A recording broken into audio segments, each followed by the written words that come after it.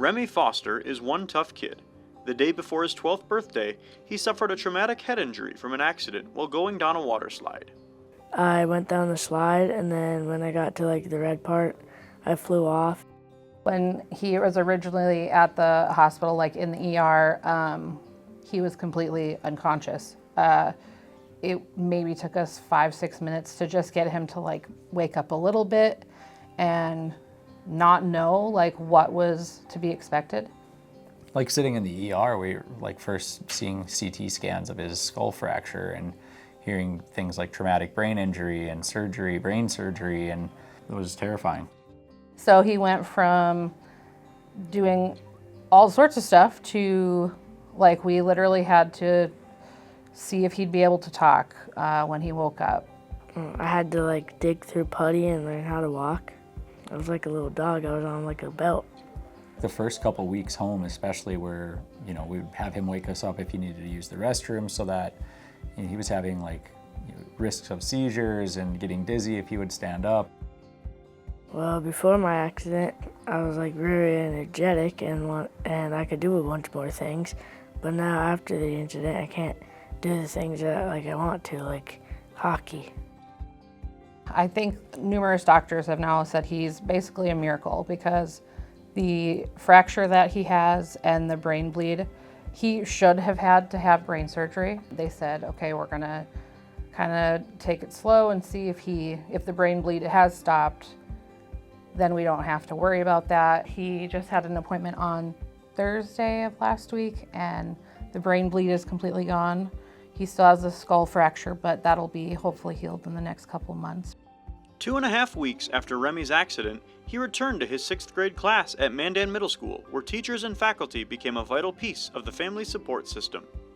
His return to school, we were really nervous. We've been kind of just reassured that they've let him out of classes a little early and just little accommodations so that he doesn't have to navigate halls full of kids, or, we pick him up early, drop him off early if we need to, or if he gets a headache, go to the office, and, they're not holding it over his head or adding pressure, and that's made it a lot easier for him to have to tackle the little steps that he has to go after. So I think that's just been amazing. Remy's a great kid. He comes in, he's always really ready to learn, happy to be around.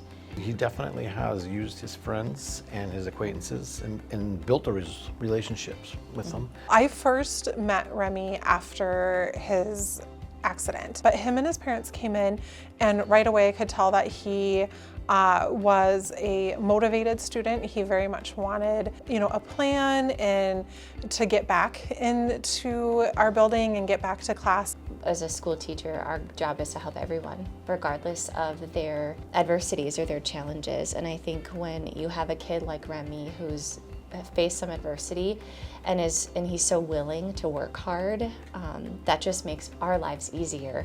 That's what our job is here, is to meet our students and our families where they're at and provide the support that they need so they can be successful. So having met with Remmy initially and his parents, that was our first plan, is tell us what you need and we will make it happen. And then I rely heavily on my teachers. They are willing to do exactly what is needed to help ensure that all of their students are successful. We go into teaching for that reason, for students, for helping students at all skill levels and all abilities. So it was nice to be able to just sit there and say, hey, we got this. It's going to take some time. We're going to work together. We're going to get through this. Like I said, it makes our jobs even more fulfilling when you have a kid like Remmy in your room. He, started on shortened days and kind of a modified schedule, and he really quickly was calling and saying, I'm ready to do the day. And since he's been back full time, he has just been doing a wonderful job, and we're really proud of him. From Remy's injury to his recovery, the Foster family's community has made a powerful impact, and they're so grateful for each person who supported them along the way. It just taught us a lot about where we live in the community. I think about just people we hadn't been in touch with in years reaching out and, whatever, sending a DoorDash card or dropping a lasagna off, or it's just been, incredible. It would probably be really easy to get your spirits down, and he never really seemed to have a bad attitude. He just knew what he needed to do every day to do it. My doctor said that I can be playing hockey next year. If you know an amazing kid, nominate them to be the next Kid of the Month, powered by MDU Resources at larksbaseball.com.